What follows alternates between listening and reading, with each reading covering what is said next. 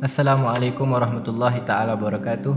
Kembali lagi bersama kami dalam kajian tentang sirahnya Nabi besar Muhammad sallallahu alaihi wasallam. Dan ini akan menjadi episod yang terakhir karena kita akan membahas tentang wafatnya baginda Nabi besar Muhammad sallallahu alaihi wasallam. Bermula dari Nabi sallallahu alaihi wasallam merasakan sakit di tubuhnya. Dan Nabi sallallahu alaihi wasallam pun meminta izin kepada isteri-istrinya untuk supaya Nabi sallallahu alaihi wasallam dirawat di rumahnya Sayyidatina Aisyah radhiyallahu taala anha. Maka isteri-istri Nabi pun memberikan izin akan hal tersebut. Maka selang beberapa hari Nabi sallallahu alaihi wasallam pun merasakan sakitnya Nabi semakin bertambah dan kondisi Nabi tatkala itu semakin parah sehingga Nabi sallallahu alaihi wasallam pun tidak mampu untuk keluar melakukan solat berjamaah mengimami kaum muslimin ketika itu. Maka Nabi SAW pun memerintahkan Sayyidina Aisyah radhiyallahu taala anha untuk menyuruh Sayyidina Abu Bakar As-Siddiq menjadi imam bagi kaum muslimin ketika itu. Maka diceritakan bahwasanya tatkala Nabi SAW dirawat di rumahnya Sayyidina Aisyah radhiyallahu taala anha, datanglah istri Nabi SAW yang tercinta Sayyidina Fatimah Az-Zahra radhiyallahu taala anha. Akhirnya Sayyidina Fatimah pun menziarahi Nabi. Dan Nabi SAW membisikkan kepada Sayyidina Fatimah. Tatkala bisikan yang pertama, Sayyidina Aisyah melihat Sayyidina Fatimah menangis dan sedih. Maka Nabi SAW pun membisikkan kepadanya. Dan kali yang kedua, Sayyidina Aisyah melihat Sayyidina Fatimah sangat senang dan gembira.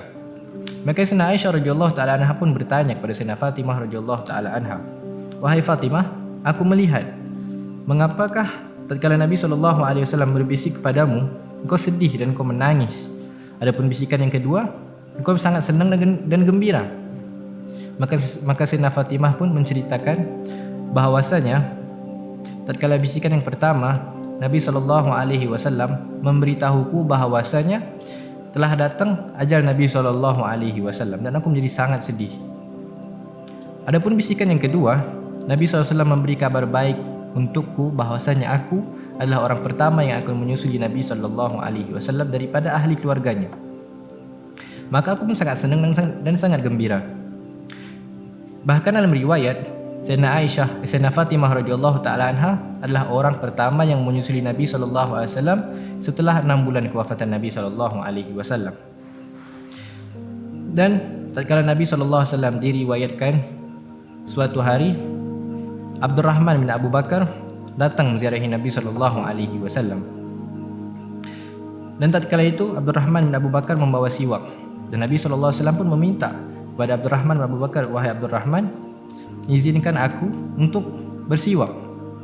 Maka Sayyidina Aisyah radhiyallahu taala anha pun mengambil siwak tersebut dan melembutkan siwak tersebut dan memberikan kepada Nabi SAW.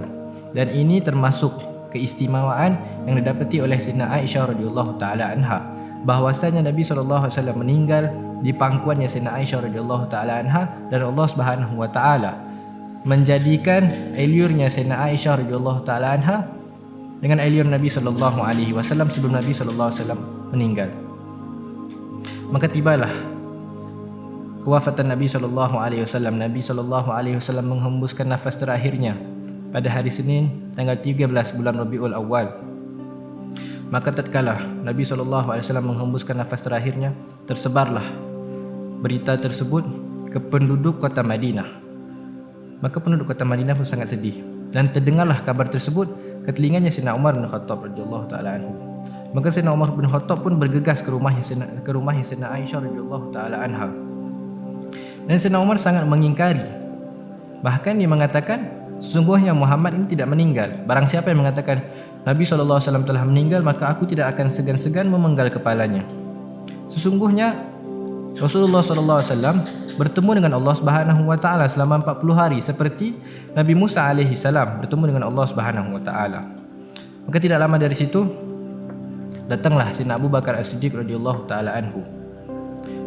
Dan Sayyidina Abu Bakar As-Siddiq pun melihat kondisi Nabi SAW, dan tatkala itu Nabi SAW mukanya sudah ditutupi dengan kain putih. Tatkala Sayyidina Abu Bakar melihat, Sayyidina Abu Bakar pun membuka kain tersebut dan mencium dahi Nabi SAW dan mengatakan, "Ya Rasulullah, bi abi anta wa ummi tibta hayyan wa maitan. Wahai Rasulullah, demi Allah, engkau sangat harum, baik pun kau hidup ataupun kau sudah meninggal. Maka Sayyidina Abu Bakar As-Siddiq pun keluarlah bertemu dengan kaum muslimin dan mengatakan, man kana ya'budu Muhammadan fa inna Muhammadan qad mat wa man kana ya'budullah fa inna Allaha hayyun la yamut. Barang siapa yang menyembah kepada Muhammad, sungguhnya Muhammad sallallahu alaihi wasallam telah wafat. Dan barang siapa yang menyembah kepada Allah, sungguhnya Allah Maha kekal abadi. Maka tatkala itu penduduk kota Madinah pun sangat sedih dan kota Madinah menjadi sangat gelap ketika hari itu. Maka Sayyidina Abu Bakar As-Siddiq pun membaca ayat wa ma Muhammadun illa rasulun qad khalat min qablihi ar-rusul afa immata aw inqalabtum ala aqabikum. Bahkan Sayyidina Umar pun mengatakan, seakan-akan tatkala aku mendengar Abu Bakar As-Siddiq membaca ayat tersebut, aku seakan-akan tidak pernah mendengar ayat ini. Bahkan dalam riwayat, Abu Zu'aib Al-Huzali datang ke kota Madinah tatkala mendengar kewafatan Nabi SAW.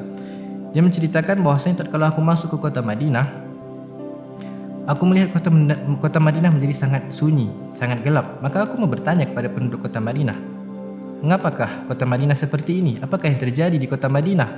Maka penduduk kota Madinah pun mengatakan, sungguhnya hari ini telah meninggal Nabi penutup akhir zaman, Nabi yang diutus kepada seluruh umat, makhluk yang sangat dicintai oleh Allah Subhanahu wa taala. Beginilah cerita singkat tentang perjalanan baginda Nabi besar Muhammad sallallahu alaihi wasallam. Semoga bertambahlah cinta kita kepada Nabi sallallahu alaihi wasallam, bertambah kerinduan kita untuk bertemu dengan Nabi sallallahu alaihi wasallam, dan semoga juga Nabi sallallahu alaihi wasallam di hari kiamat memberikan syafaat kepada kita semua dan seluruh umat muslimin. Mungkin ini saja yang bisa kami sampaikan. Semoga bermanfaat, dan jika diizinkan oleh Allah Subhanahu wa taala kita bisa bertemu di bulan Ramadan yang akan datang. Mungkin hadza wal afu minkum. Assalamualaikum warahmatullahi taala wabarakatuh.